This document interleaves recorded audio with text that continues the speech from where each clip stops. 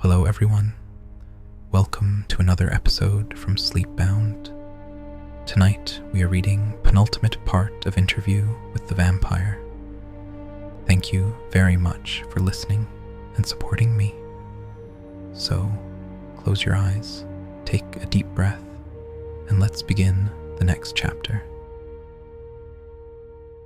It was very near dawn when I put my key into the lock in the hotel. The gaslight flared along the walls, and Madeleine, her needle and thread in her hands, had fallen asleep by the grate. Claudia stood still, looking at me from among the ferns at the window, in shadow. She had her hairbrush in her hands. Her hair was gleaming. I stood there absorbing some shock, as if all the sensual pleasures and confusions of these rooms were passing over me like waves, and my body were being permeated with these things, so different from the spell of Armand and the tower room where we'd been. There was something comforting here, and it was disturbing. I was looking for my chair. I was sitting in it with my hands on my temples, and then I felt Claudia near me, and I felt her lips against my forehead. "You've been with Armand," she said. "You want to go with him?" I looked up at her, how soft and beautiful her face was, and suddenly, so much mine. I felt no compunction in yielding to my urge to touch her cheeks, to lightly touch her eyelids. Familiarities, liberties I hadn't taken with her since the night of our quarrel. "I'll see you again, not here, in other places. Always, I'll know where you are," I said. She put her arms around my neck. She held me tight, and I closed my eyes and buried my face in her hair. I was covering her neck with my kisses. I had hold of her round, firm little arms. I was kissing them, kissing the soft indentation of the flesh in the crooks of her arms, her wrists, her open palms. I felt her fingers stroking my hair, my face. "Whatever you wish," she vowed. "Whatever you wish. Are you happy? Do you have what you want?" I begged her. "Yes, Louis." She held me against her dress, her fingers clasping the back of my neck. "I have all that I want. But do you truly know what you want?" She was lifting my face, so I had to look into her eyes. "It's you I fear for, you who might be making the mistake." "Why don't you leave Paris with us?" she said suddenly. "We have the world. Come with us." "No." I drew back from her. "You want it to be as it was with Lestat. It can't be that way again, ever. It won't be. It will be something new and different with Madeleine. I don't ask for that again. It was I who put an end to that," she said. "But do you truly understand what you are choosing in Armand?" I turned away from her. There was something stubborn and mysterious in her dislike of him, in her failure to understand him.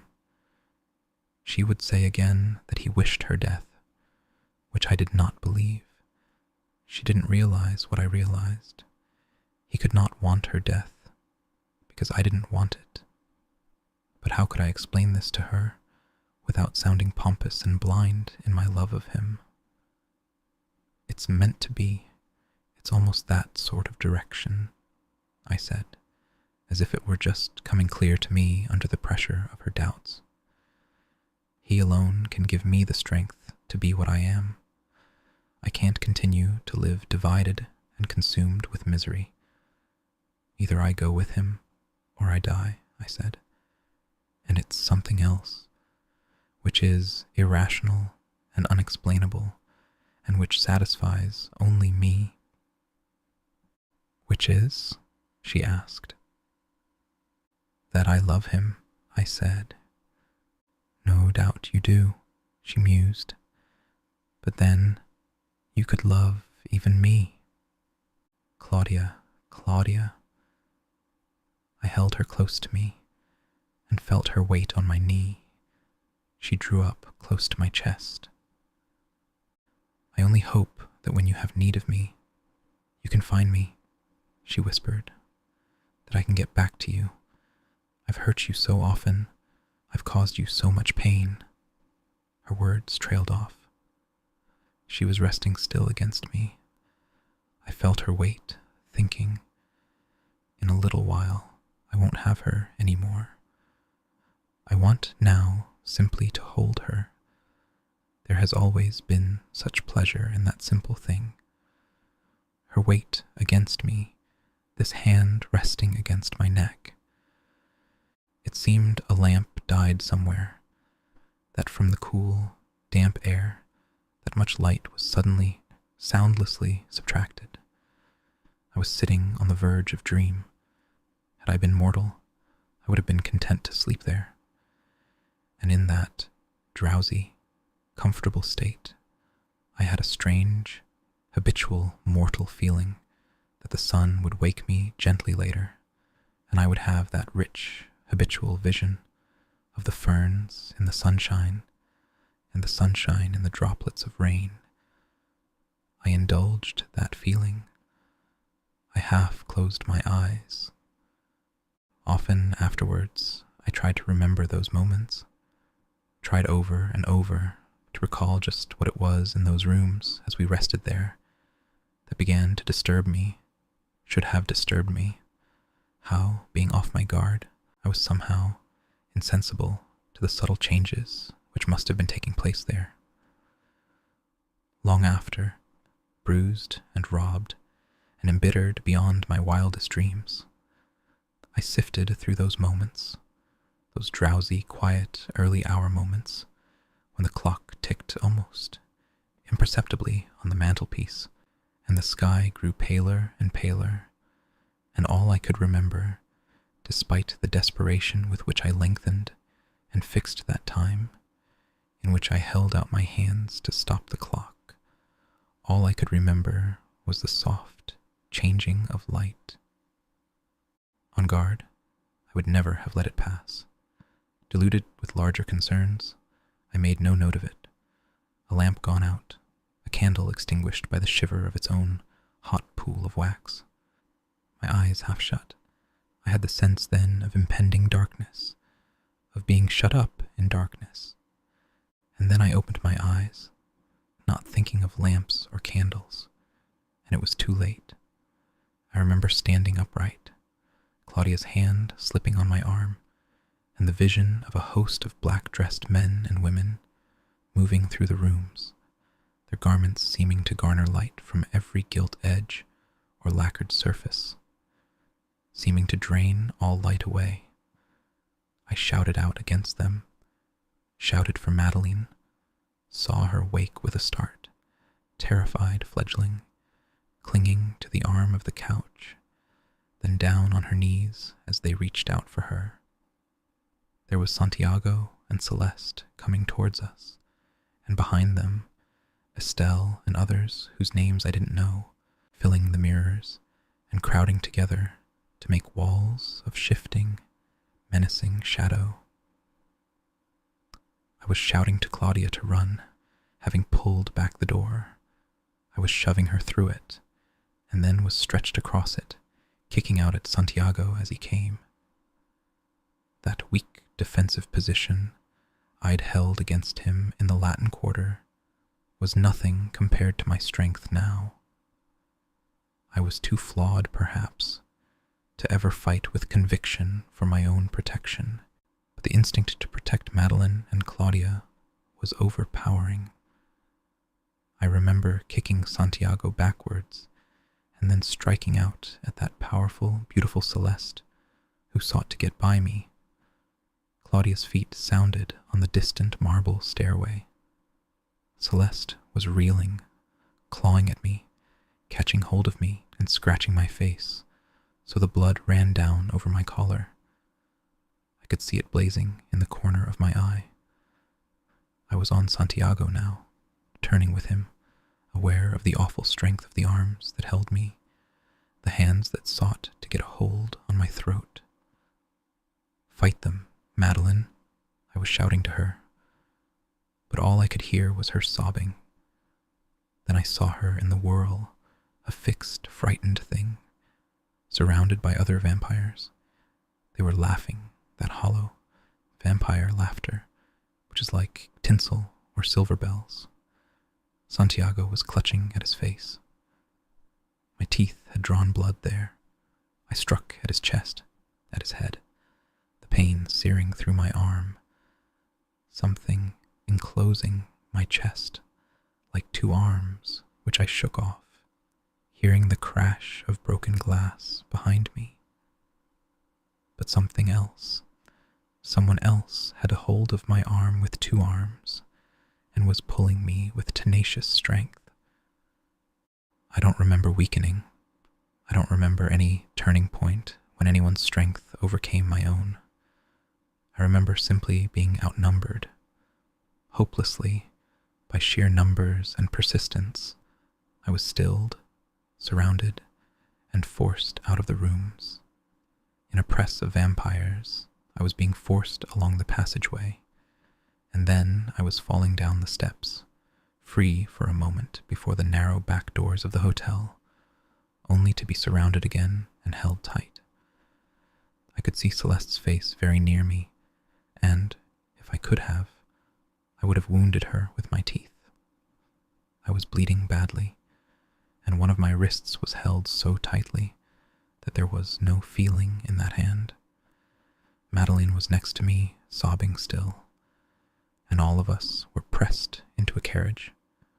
Over and over I was struck, and still I did not lose consciousness.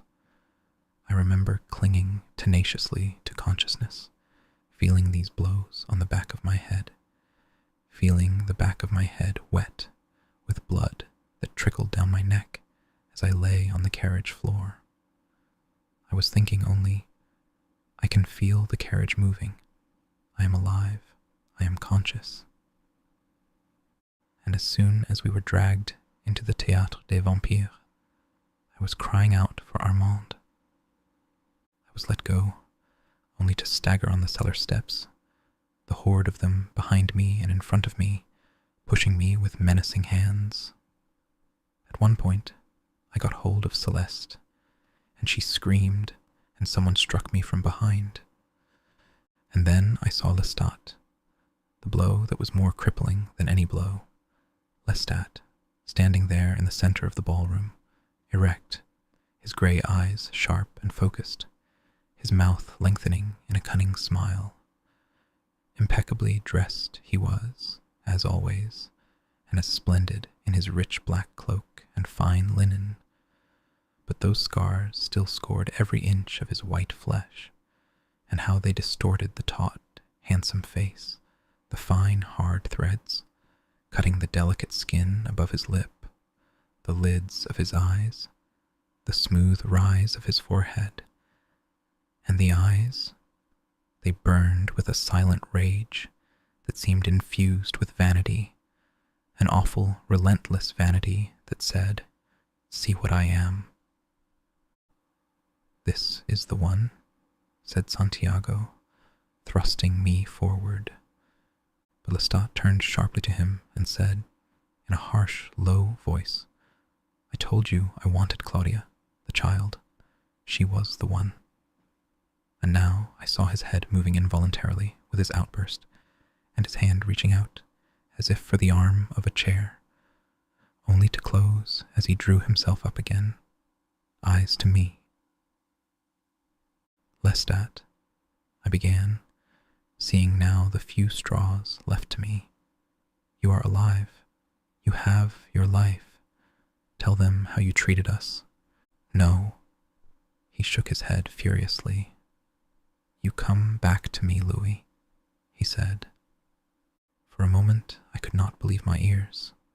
Some saner, more desperate part of me said, "Reason with him," even as the sinister laughter erupted from my lips. "Are you mad?" "I'll give you back your life," he said, his eyelids quivering with the stress of his words, his chest heaving, that hand going out again and closing impotently in the dark. "You promised me," he said to Santiago, "I could take him back with me to New Orleans." And then, as he looked from one to the other of them as they surrounded us, his breath became frantic, and he burst out, "Claudia, where is she? She's the one who did it to me. I told you." "By and by," said Santiago. And when he reached out for Lestat drew back and almost lost his balance.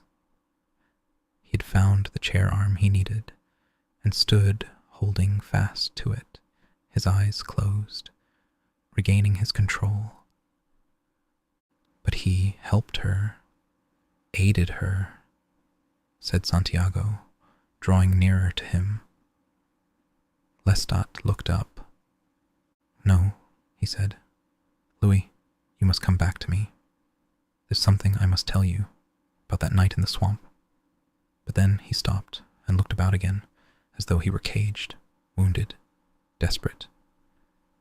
"Listen to me, Lestat," I began now. "You let her go, you free her, and I'll return to you," I said, the words sounding hollow, metallic.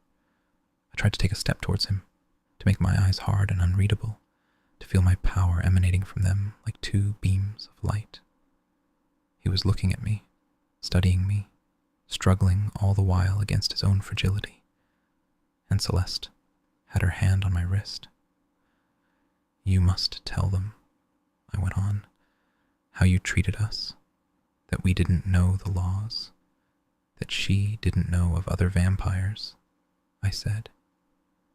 And I was thinking steadily, as that mechanical voice came out of me, "Armand must return tonight. Armand must come back.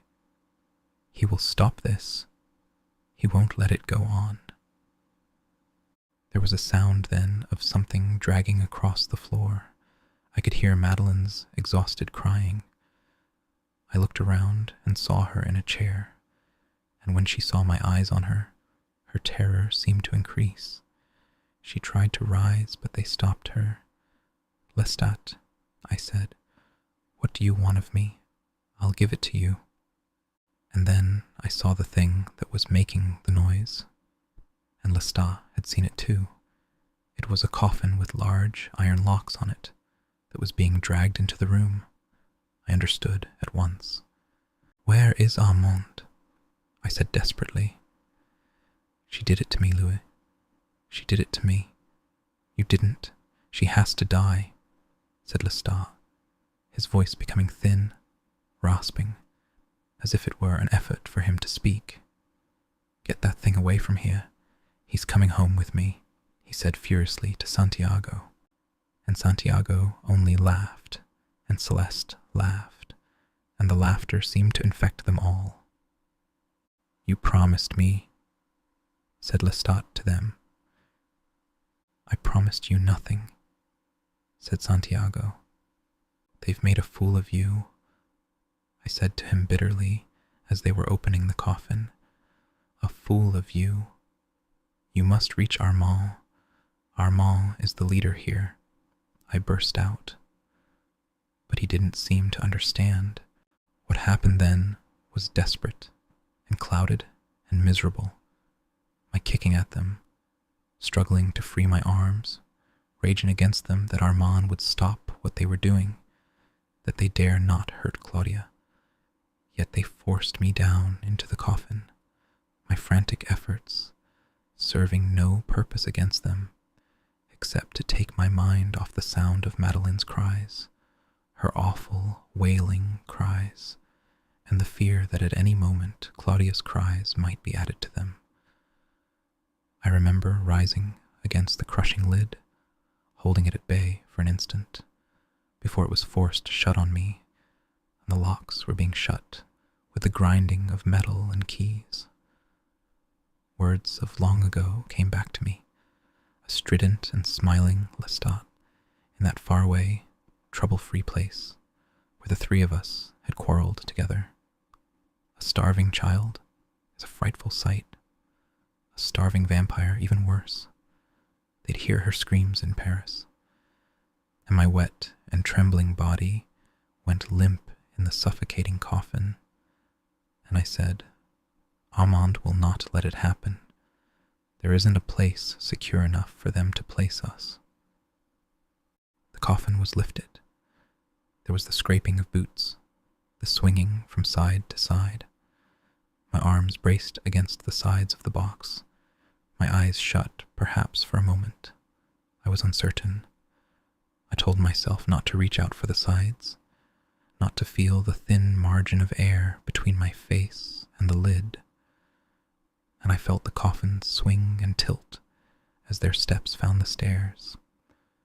Vainly I tried to make out Madeleine's cries, for it seemed that she was crying for Claudia, calling out to her as if she could help us all. Call for Armand.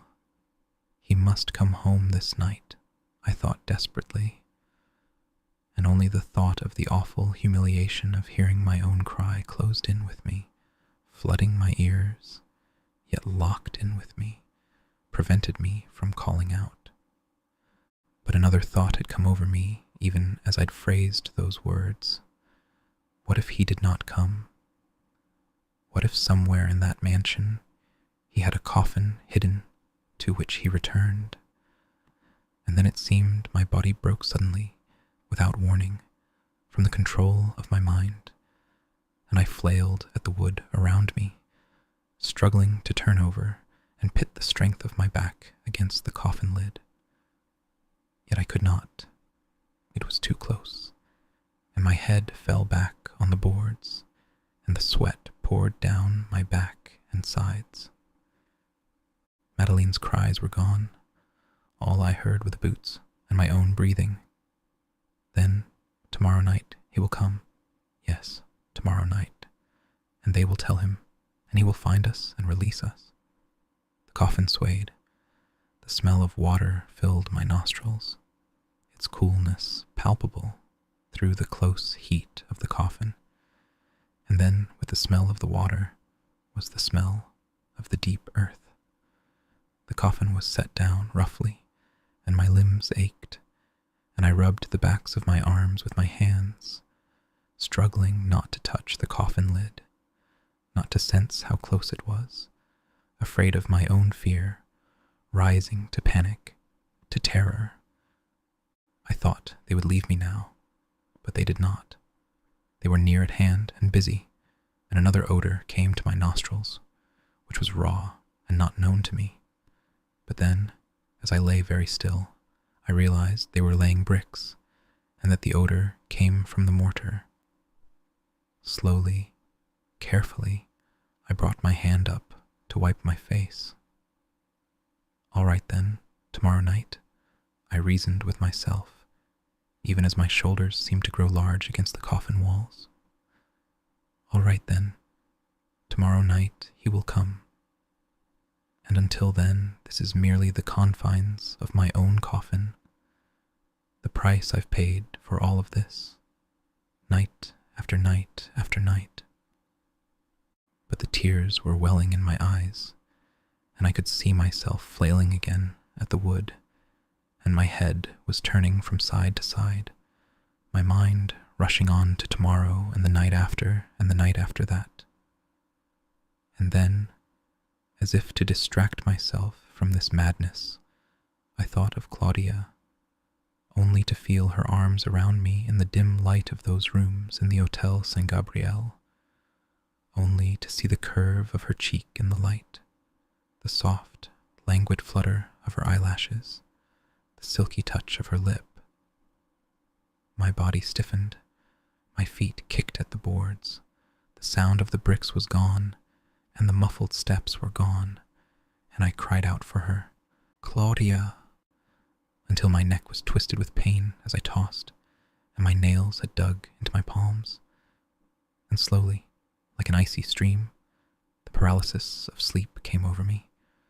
I tried to call out to Armand, foolishly, desperately, only dimly aware, as my lids grew heavy and my hands lay limp, that the sleep was on him too somewhere, that he lay still in his resting place. One last time I struggled. My eyes saw the dark, my hands felt the wood, but I was weak, and then there was nothing. I awoke to a voice. It was distant but distinct. It said my name twice. For an instant, I didn't know where I was. I'd been dreaming, something desperate, which was threatening to vanish completely, without the slightest clue to what it had been, and something terrible which I was eager, willing to let go. Then I opened my eyes and felt the top of the coffin. I knew where I was at the same instant that, mercifully, I knew it was Amund who was calling me. I answered him, but my voice was locked in with me, and it was deafening. In a moment of terror, I thought, he's searching for me, and I can't tell him that I am here. But then I heard him speaking to me, telling me not to be afraid, and I heard a loud noise, and another, and there was a cracking sound, and then the thunderous falling of the bricks. It seemed several of them struck the coffin, and then I heard them lifted off one by one. It sounded as though he were pulling off the locks by the nails. The hard wood of the top creaked. A pinpoint of light sparkled before my eyes. I drew breath from it and felt the sweat break out on my face. The lid creaked open, and for an instant I was blinded. Then I was sitting up, seeing the bright light of a lamp through my fingers. "Hurry," he said to me. "Don't make a sound." "But where are we going?" I asked.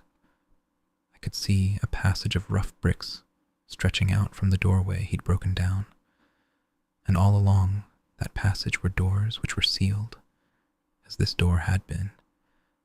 I had a vision at once of coffins behind those bricks, of vampires starved and decayed there. But Armand was pulling me up, telling me again to make no sound. We were creeping along the passage.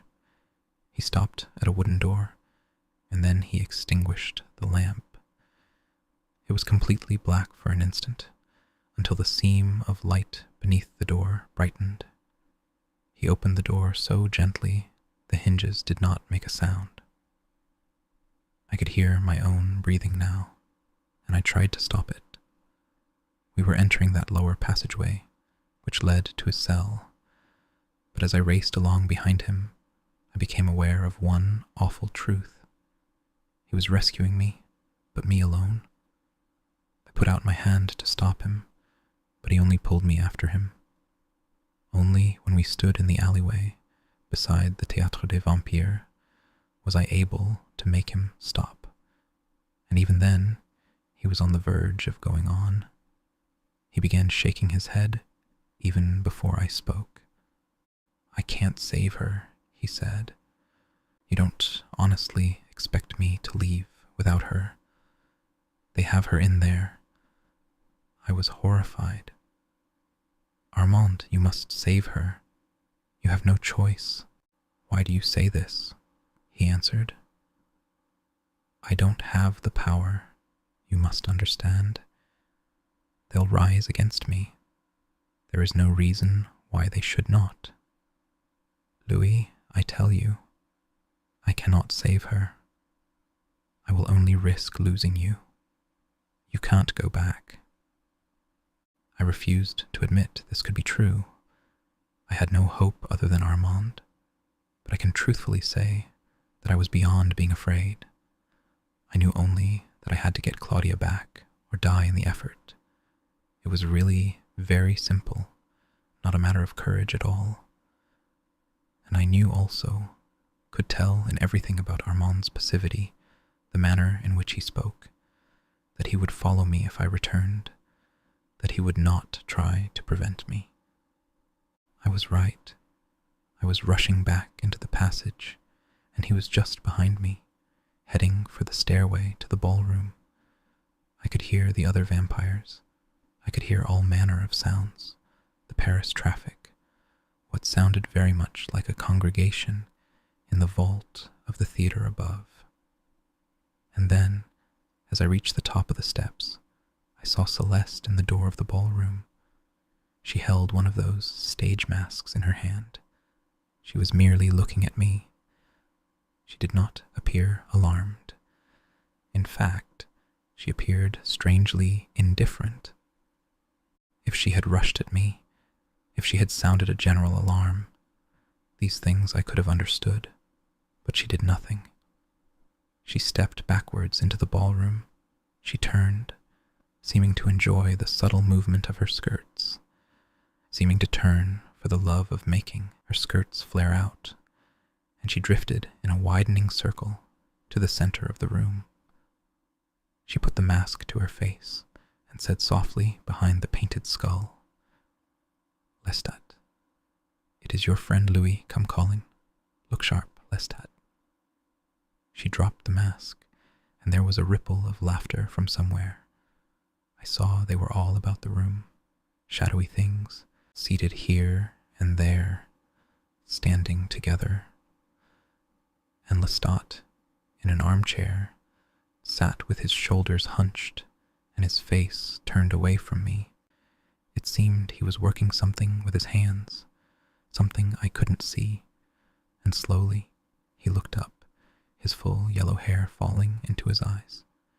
There was fear in them. It was undeniable.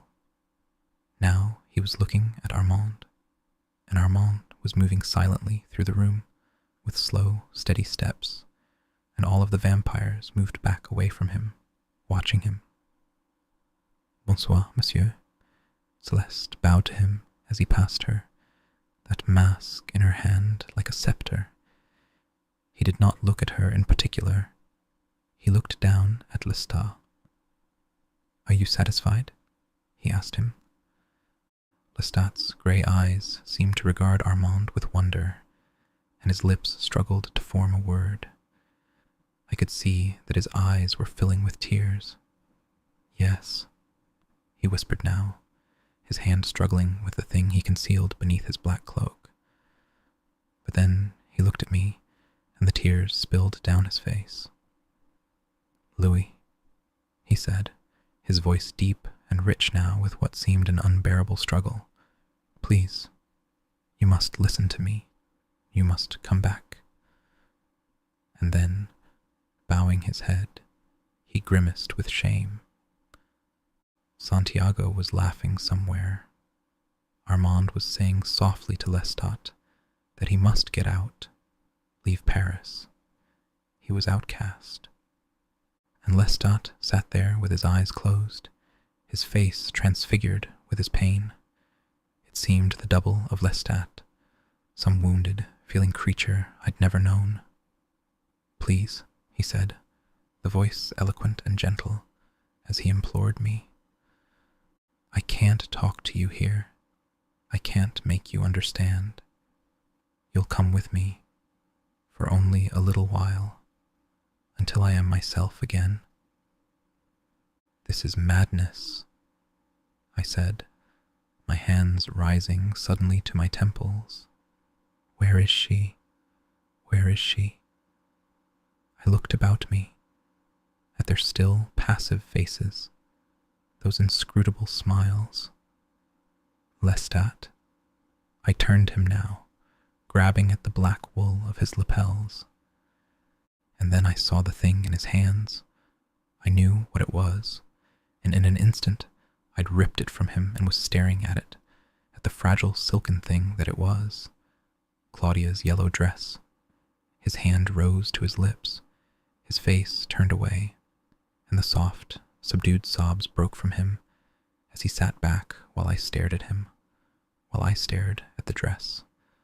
My fingers moved slowly over the tears in it, the stains of blood, my hands closing, trembling, as I crushed it against my chest. For a long moment it seemed I simply stood there. Time had no bearing upon me, nor upon those shifting vampires with their light, ethereal laughter filling my ears. I remember thinking that I wanted to put my hands over my ears, but I wouldn't let go of the dress, couldn't stop trying to make it so small that it was hidden within my hands. I remember a row of candles burning, an uneven row coming to light one by one against the painted walls. A door stood open to the rain, and all the candles spluttered and blew on the wind as if the flames were being lifted from the wicks. But they clung to the wicks and were all right. I knew that Claudia was through the doorway. The candles moved. The vampires had hold of them. Santiago had a candle and was bowing to me and gesturing for me to pass through the door. I was barely aware of him. I didn't care about him or the others at all. Something in me said, if you care about them, you will go mad. And they don't matter, really. She matters. Where is she? Find her. And their laughter was remote, and it seemed to have a color and a shape, but to be part of nothing. Then I saw something through the open doorway, which was something I'd seen before, a long, long time ago. No one knew of this thing I'd seen years before except myself. No, Lestat knew. But it didn't matter. He wouldn't know now or understand that he and I had seen this thing standing at the door of that brick kitchen in the Rue Royale, two wet, shriveled things that had been alive, mother and daughter in one another's arms, the murdered pair on the kitchen floor.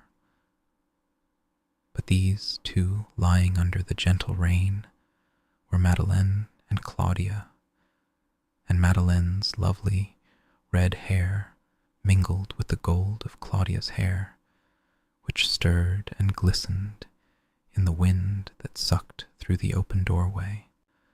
Only that which was living had been burnt away, not the hair, not the long, empty velvet dress, not the small, blood-stained chemise with its eyelets of white lace.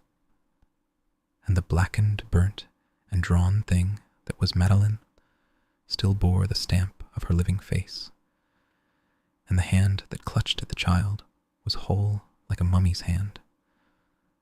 But the child, the ancient one, my Claudia, was ashes. A cry rose in me, a wild, consuming cry that came from the bowels of my being, rising up like the wind in that narrow place, the wind that swirled the rain teeming on those ashes, beating at the trace of a tiny hand against the bricks, that golden hair lifting, those loose strands rising, flying upwards.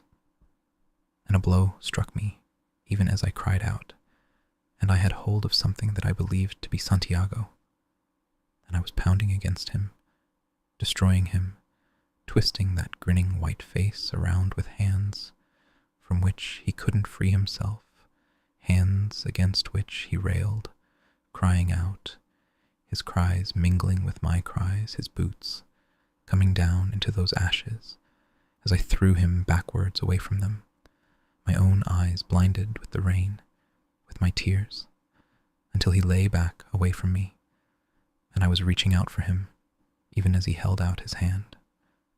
And the one I was struggling against was Armand. Armand, who was forcing me out of the tiny graveyard into the whirling colors of the ballroom, the cries, the mingling voices, that searing, silver laughter. And Lestat was calling out, Louis, wait for me. Louis, I must talk to you. I could see Armand's rich brown eyes close to mine, and I felt weak all over, and vaguely aware that Madeleine and Claudia were dead. His voice saying softly, perhaps soundlessly, I could not prevent it. I could not prevent it.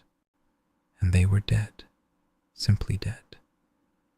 And I was losing consciousness.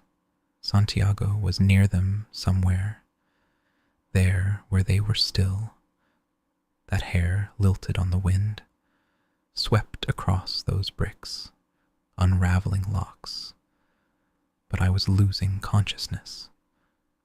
I could not gather their bodies up with me, could not take them out.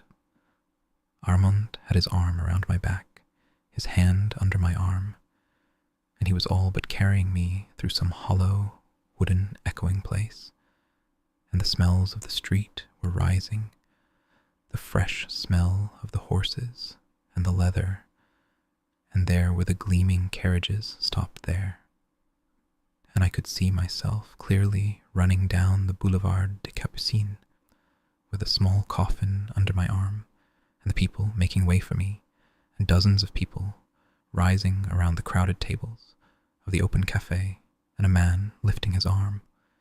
It seemed I stumbled then, the Louis, whom Armand held in his arm, and again I saw his brown eyes looking at me, and felt that drowsiness, that sinking. And yet I walked, I moved, I saw the gleam of my own boots on the pavement. Is he mad, that he says these things to me? I was asking of Lestat, my voice shrill and angry, even the sound of it giving me some comfort. I was laughing loudly. He's stark raving mad to speak to me in this manner. Did you hear him? I demanded, and Armand's eye said, sleep. I wanted to say something about Madeleine and Claudia, that we could not leave them there, and I felt that cry again rising inside of me, that cry that pushed everything else out of its way.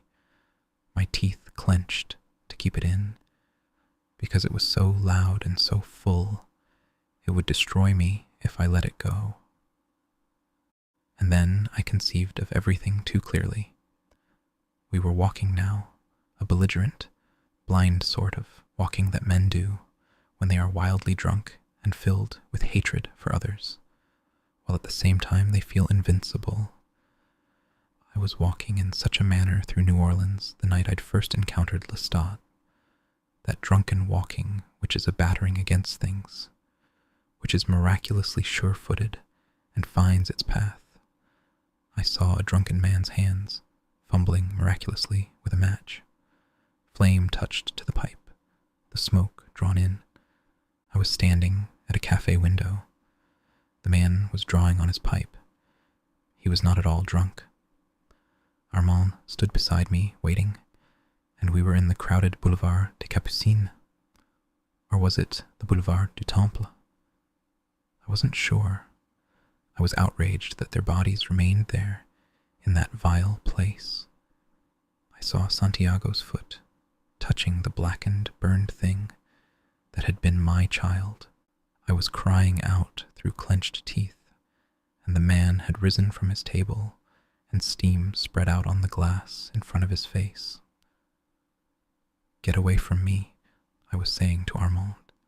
Damn you into hell. Don't come near me. I warn you, don't come near me. I was walking away from him up the boulevard, and I could see a man and a woman stepping aside for me, the man with his arm out to protect the woman. Then I was running. People saw me running. I wondered how it appeared to them, what wild white thing they saw that moved too fast for their eyes. I remember that by the time I stopped, I was weak and sick, and my veins were burning as if I were starved. I thought of killing, and the thought filled me with revulsion.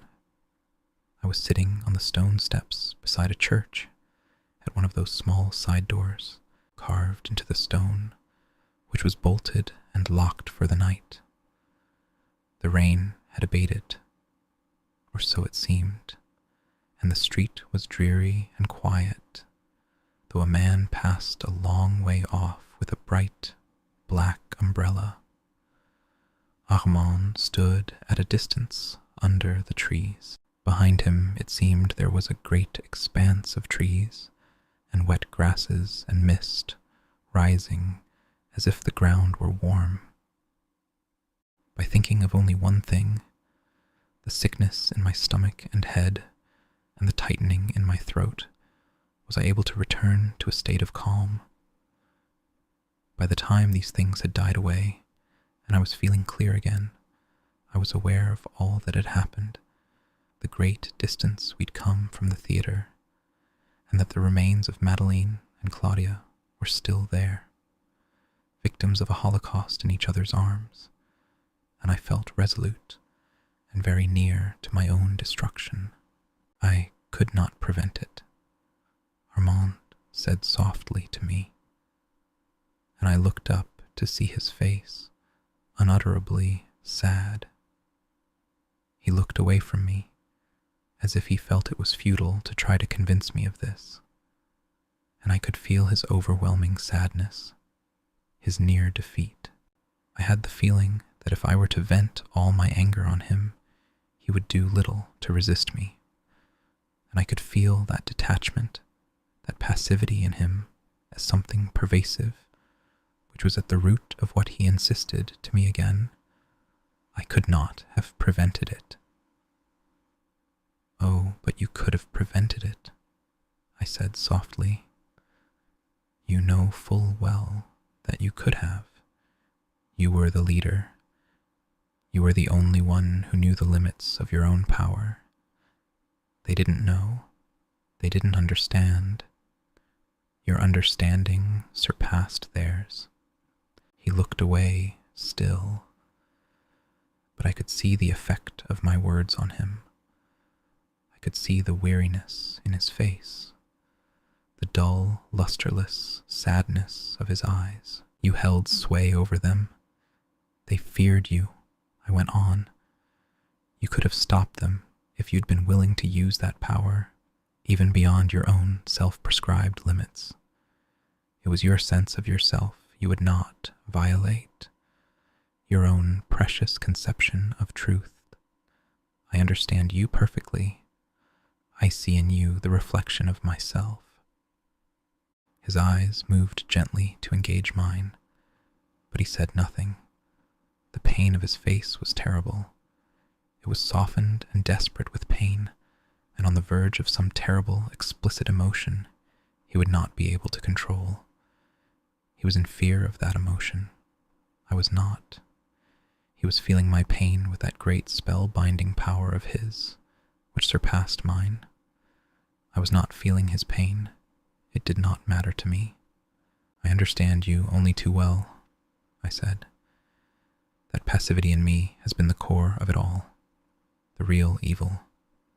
That weakness, that refusal to compromise a fractured and stupid morality, that awful pride.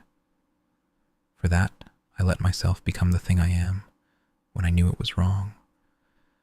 For that, I let Claudia become the vampire she became when I knew it was wrong. For that, I stood by and let her kill Lestat when I knew that was wrong, the very thing that was her undoing. I lifted not a finger to prevent it. And Madeleine, I let her come to that, when I should never have made her a creature like ourselves. I knew that was wrong.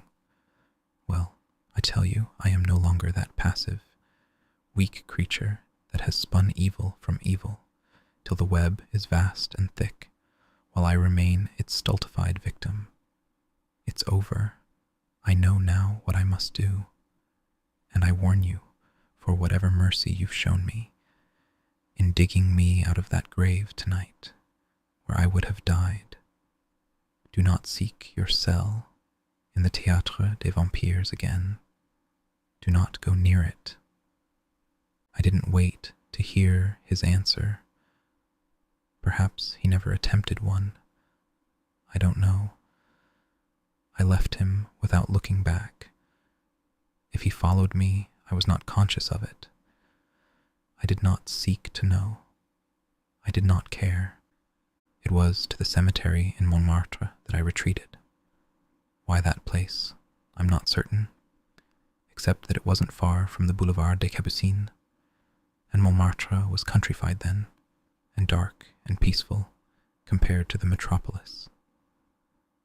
Wandering among the low houses with their kitchen gardens, I killed without the slightest measure of satisfaction, and then sought out the coffin where I was to lie by day in the cemetery. I scraped the remains out of it with my bare hands and lay down to a bed of foulness, of damp, of the stench of death. I cannot say this gave me comfort. Rather, it gave me what I wanted. Closeted in that dark, smelling the earth, away from all humans and all living human forms, I gave myself over to everything that invaded and stifled my senses, and, in so doing, gave myself over to my grief. But that was short. When the cold, gray winter sun had set the next night, I was awake, feeling the tingling numbness leave me soon, as it does in winter, feeling the dark, living things that inhabited the coffin scurrying around me, fleeing my resurrection. I emerged slowly under the faint moon, savoring the coldness, the utter smoothness of the marble slab I shifted to escape. And wandering out of the graves and out of the cemetery, I went over a plan in my mind, a plan on which I was willing to gamble my life with the powerful freedom of a being who truly does not care for that life, who has the extraordinary strength of being willing to die. In a kitchen garden, I saw something that had only been vague in my thoughts until I had my hands on it. It was a small scythe, its sharp curved blade still caked with green weeds from the last mowing. And once I'd wiped it clean and run my finger along the sharp blade, it was as if my plan came clear to me and I could move fast to my other errands. The getting of a carriage and a driver who could do my bidding for days, dazzled by the cash I gave him and the promises of more, the removing of my chest from the Hotel San Gabriel to the inside of that carriage, and the procuring of all the other things which I needed. And then there were the long hours of the night, when I could pretend to drink with my driver and talk with him and obtain his expensive cooperation in driving me at dawn from Paris to Fontainebleau. I slept within the carriage, where my delicate health required I not be disturbed under any circumstances, this privacy being so important that I was more than willing to add a generous sum to the amount I was already paying him, simply for his not touching even the door handle of the carriage until I emerged from it. And when I was convinced he was in agreement, and quite drunk enough to be oblivious to almost everything but the gathering up of the reins for the journey to Fontainebleau, we drove slowly, cautiously, into the street of the Théâtre des Vampires, and waited some distance away for the sky to begin to grow light. The theater was shut up and locked against the coming day. I crept towards it when the air and the light told me I had at most 15 minutes to execute my plan. I knew that, closeted far within, the vampires of the theater were in their coffins already, and that, even if one late vampire lingered on the verge of going to bed, he would not hear these first preparations. Quickly, I put pieces of wood against the bolted doors. Quickly, I drove in the nails, which then locked these doors from the outside. A passer-by took some note of what I did, but went on, believing me perhaps to be boarding up the establishment with the authority of the owner. I didn't know.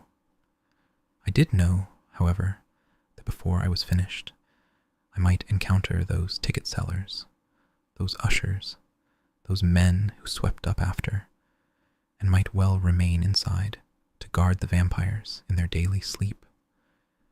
It was of those men I was thinking as I led the carriage up to Armand's alley and left it there, taking with me 2 small barrels of kerosene to Armand's door. The key admitted me easily, as I'd hoped, and once inside the lower passage, I opened the door of his cell to find he was not there. The coffin was gone. In fact, everything was gone but the furnishings, including the dead boy's enclosed bed.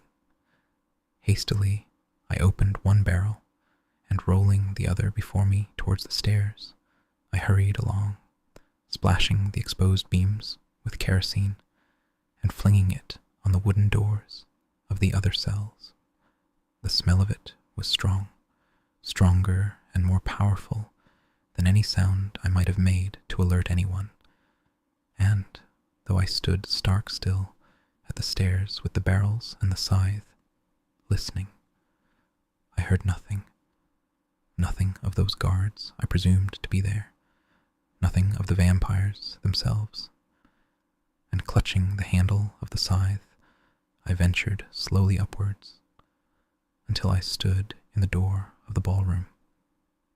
No one was there to see me splash the kerosene on the horsehair chairs or on the draperies, or to see me hesitate just for an instant at that doorway of the small yard where Madeleine and Claudia had been killed. Oh, how I wanted to open that door. It so tempted me that for a minute I almost forgot my plan. I almost dropped the barrels and turned the knob, but I could see the light through the cracks of the old wood of the door, and I knew I had to go on. Madeleine and Claudia were not there. They were dead. And what would I have done had I opened that doorway, had I been confronted again with those remains, that matted, disheveled golden hair? There was no time, no purpose. I was running through dark corridors I hadn't explored before, bathing old wooden doors with the kerosene, certain that the vampires lay closeted within, rushing on cat feet into the theater itself, where a cold grey light, seeping from the bolted front entrance, sped me on to fling a dark stain across the great velvet stage curtain, the padded chairs, the draperies of the lobby doors. And finally, the barrel was empty and thrown away, and I was pulling out the crude torch I'd made, putting my match to its kerosene-drenched rags, and setting the chairs alight, the flames licking their thick silk and padding as I ran towards the stage and sent the fire rushing up that dark curtain into a cold, sucking draft. In seconds, the theater blazed as with the light of day, and the whole frame of it seemed to creak and groan as the fire roared up the walls, licking the great proscenium arch, the plaster curlicues of the overhanging boxes. But I had no time to admire it, to savor the smell and the sound of it, the sight of the nooks and crannies coming to light in the fierce illumination that would soon consume them. I was fleeing to the lower floor again, thrusting the torch into the horsehair couch of the ballroom, into the curtains, into anything that would burn. Someone thundered on the boards above, in rooms I'd never seen, and then I heard the unmistakable opening of a door. But it was too late, I told myself, gripping both the scythe and the torch. The building was alight. They would be destroyed. I ran for the stairs, a distant cry rising over the crackling and roaring of the flames, my torch scraping the kerosene-soaked rafters above me, the flames enveloping the old wood, curling against the damp ceiling. It was Santiago's cry. I was sure of it. And then, as I hit the lower floor, I saw him above, behind me, coming down the stairs, the smoke filling the stairwell around him, his eyes watering, his throat thickened with his choking, his hand out towards me as he stammered, You, damn you. And I froze, narrowing my eyes against the smoke, feeling the water rising in them, burning in them, but never letting go of his image for an instant. The vampire using all his power now to fly at me, with such speed that he would become invisible. And as the dark thing that was his clothes rushed down, I swung the scythe and saw it strike his neck, and felt the weight of his neck, and saw him fall sideways, both hands reaching for the appalling wound. The air was full of cries, of screams, and a white face loomed above Santiago, a mask of terror. Some other vampire ran through the passage ahead of me, towards that secret alleyway door. But I stood there poised, staring at Santiago, seeing him rise despite the wound, and I swung the scythe again, catching him easily, and there was no wound, just two hands groping for a head that was no longer there. And the head, blood coursing from the torn neck, the eyes staring wild under the flaming rafters, the dark silky hair matted and wet with blood, fell at my feet. I struck it hard with my boot. I sent it flying along the passage, and I ran after it, the torch and the scythe thrown aside as my arms went up to protect me from the blaze of white light that flooded the stairs to the alley. The rain descended in shimmering needles into my eyes that squinted to see the dark outline of the carriage flicker against the sky.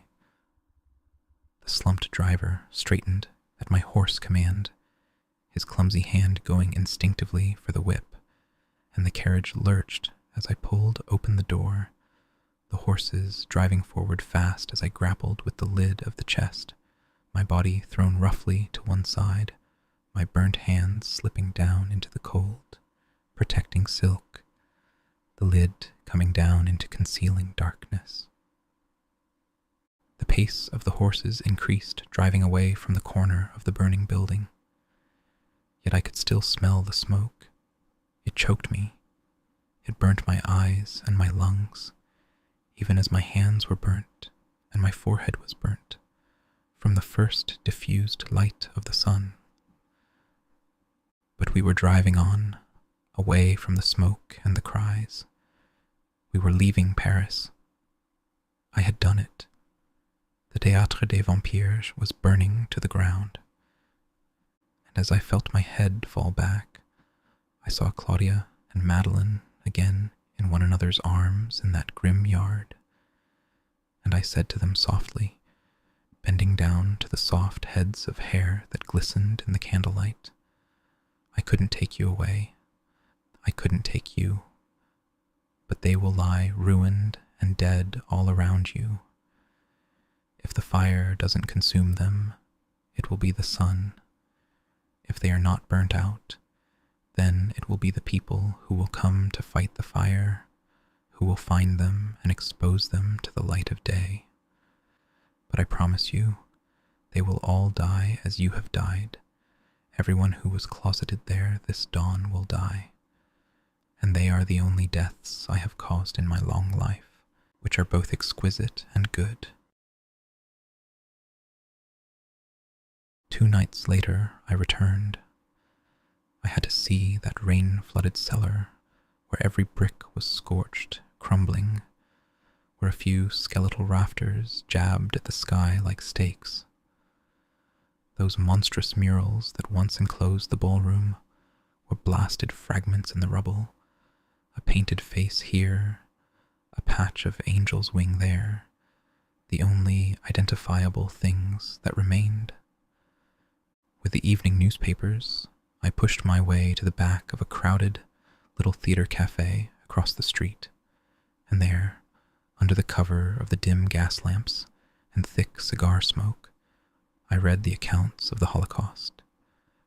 Few bodies were found in the burnt-out theater, but clothing and costumes had been scattered everywhere, as though the famous vampire mummers had in fact vacated the theater in haste long before the fire. In other words, only the younger vampires had left their bones. The ancient ones had suffered total obliteration. No mention of an eyewitness or a surviving victim. how could there have been? Yet something bothered me considerably.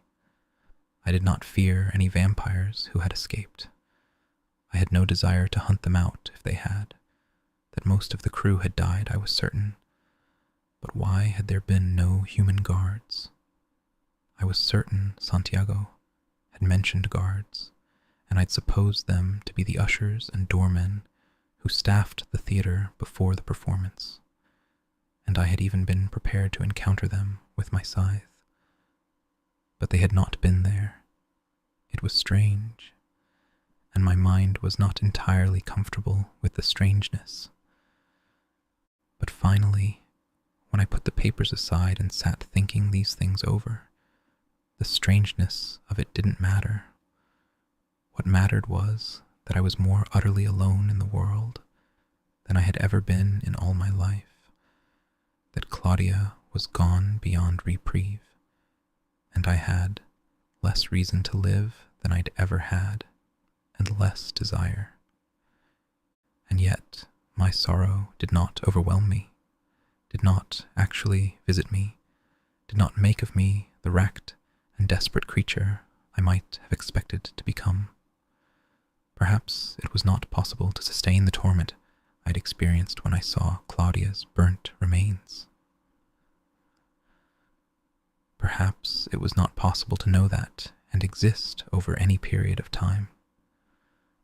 I wondered vaguely as the hours passed, as the smoke of the cafe grew thicker and the faded curtain of the little lamplit stage rose and fell, and robust women sang there, the light glittering on their paste jewels, their rich, soft voices, often plaintive, exquisitely sad. I wondered vaguely what it would be to feel this loss, this outrage, and be justified in it, be deserving of sympathy, of solace. I would not have told my woe to a living creature. My own tears meant nothing to me. Where to go then, if not to die? It was strange how the answer came to me. Strange how I wandered out of the cafe then, circling the ruined theater, wandering finally towards the broad Avenue Napoleon, and following it towards the palace of the Louvre. It was as if that place called to me, and yet I had never been inside its walls. I'd passed its long facade 1,000 times, wishing that I could live as a mortal man for one day to move through those many rooms and see those many magnificent paintings.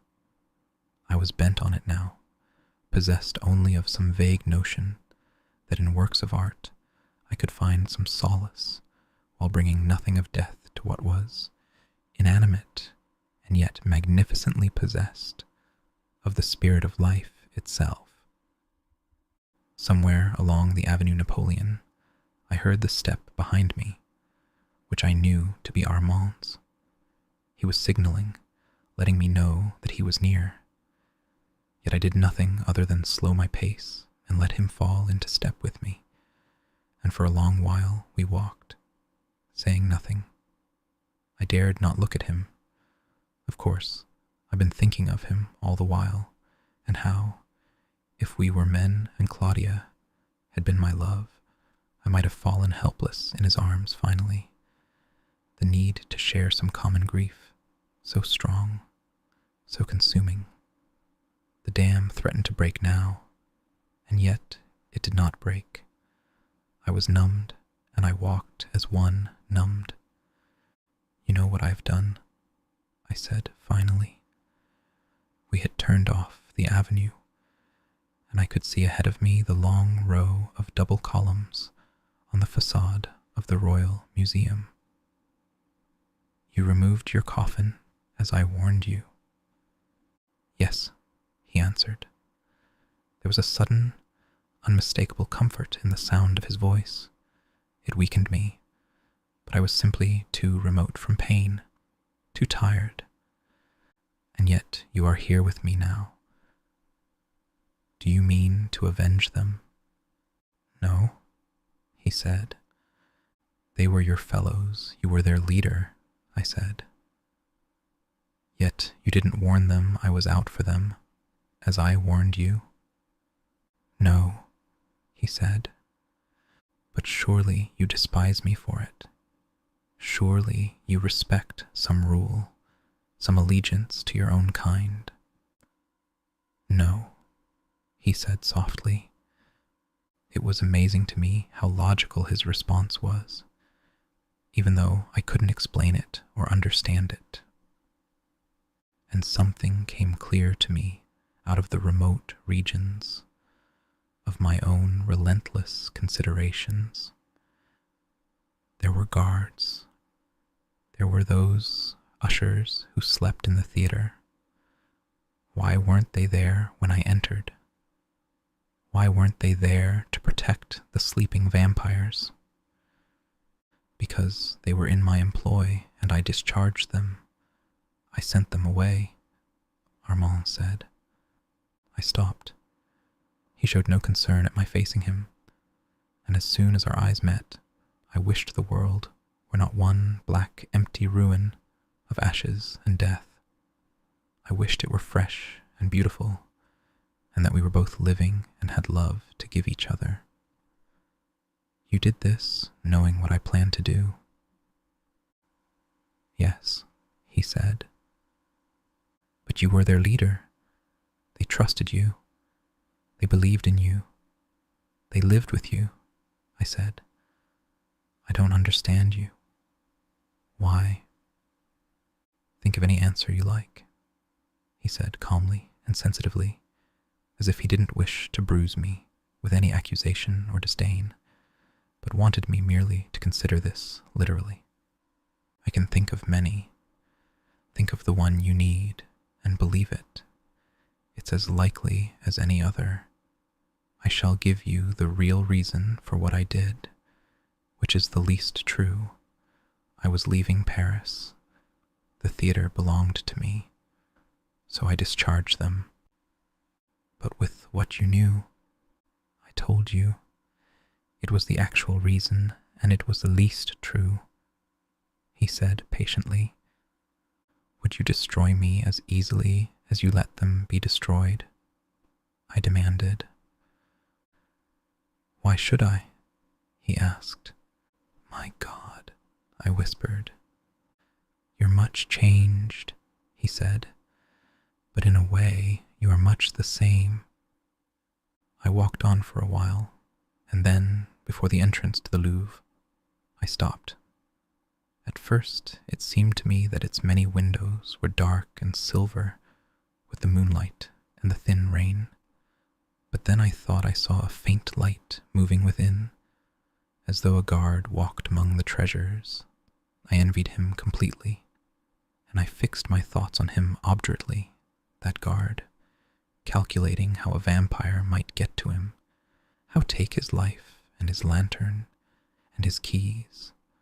The plan was confusion. I was incapable of plans. I had made only one real plan in my life, and it was finished. And then, finally, I surrendered. I turned to Armand again, and let my eyes penetrate his eyes, and let him draw close to me, as if he meant to make me his victim. And I bowed my head, and felt his firm arm around my shoulder. And, remembering suddenly and keenly Claudia's words, what were very nearly her last words, that admission that she knew that I could love Armand because I had been able to love even her, those words struck me as rich and ironical, more filled with meaning than she could have guessed. Yes, I said softly to him, that is the crowning evil, that we can even go so far as to love each other, you and I. And who else would show us a particle of love, a particle of compassion or mercy? Who else, knowing us as we know each other, could do anything but destroy us? Yet we can love each other. And for a long moment, he stood there looking at me, drawing nearer, his head gradually inclining to one side, his lips parted as if he meant to speak. But then he only smiled and shook his head gently to confess he didn't understand. But I wasn't thinking of him anymore. I had one of those rare moments when it seemed I thought of nothing. My mind had no shape. I saw that the rain had stopped. I saw that the air was clear and cold, that the street was luminous, and I wanted to enter the Louvre. I formed words to tell Armand this, to ask him if he might help me do what was necessary to have the Louvre till dawn. He thought it a very simple request. He said only he wondered why I had waited so long. We left Paris very soon after that. I told Armand that I wanted to return to the Mediterranean, not to Greece, as I had so long dreamed. I wanted to go to Egypt. I wanted to see the desert there, and more importantly, I wanted to see the pyramids and the graves of the kings. I wanted to make contact with those grave thieves who know more of the graves than do scholars, and I wanted to go down into the graves yet unopened and see the kings as they were buried, see those furnishings and works of art stored with them and the paintings on their walls. Armand was more than willing, and we took leave of Paris early one evening by carriage without the slightest hint of ceremony. I had done one thing which I should note. I had gone back to my rooms in the Hôtel Saint-Gabriel. It was my purpose to take up some things of Claudia and Madeleine and put them into coffins and have graves prepared for them in the cemetery of Montmartre. I did not do this. I stayed a short while in the rooms, where all was neat and put right by the staff, so that it seemed Madeleine and Claudia might return at any time. Madeleine's embroidery ring lay with her bundles of thread on a chair-side table. I looked at that and at everything else, and my task seemed meaningless, so I left. But something had occurred to me there, or rather, something I had already been aware of, merely became clearer. I had gone to the Louvre that night, to lay down my soul, to find some transcendent pleasure that would obliterate pain and make me utterly forget even myself. I had been upheld in this.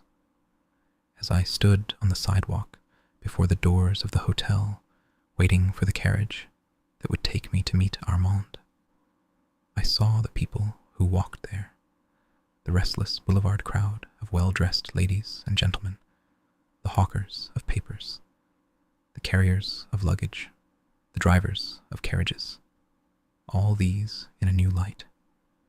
Before, all art had held for me the promise of a deeper understanding of the human heart. Now the human heart meant nothing. I did not denigrate it. I simply forgot it. The magnificent paintings of the Louvre were not for me intimately connected with the hands that had painted them. They were cut loose and dead, like children turned to stone, like Claudia, severed from her mother, preserved for decades in pearl and hammered gold, like Madeleine's dolls, and of course, like Claudia and Madeleine and myself. They could all be reduced to ashes. And this is where we pause our tale. Thank you for letting me be a part of your journey to the land of sleep. If you've enjoyed our time together, countless other journeys await in previous episodes, ready to accompany you into the realm of dreams.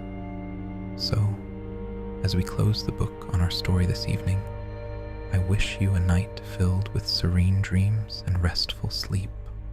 Good night, until we meet again in another tale.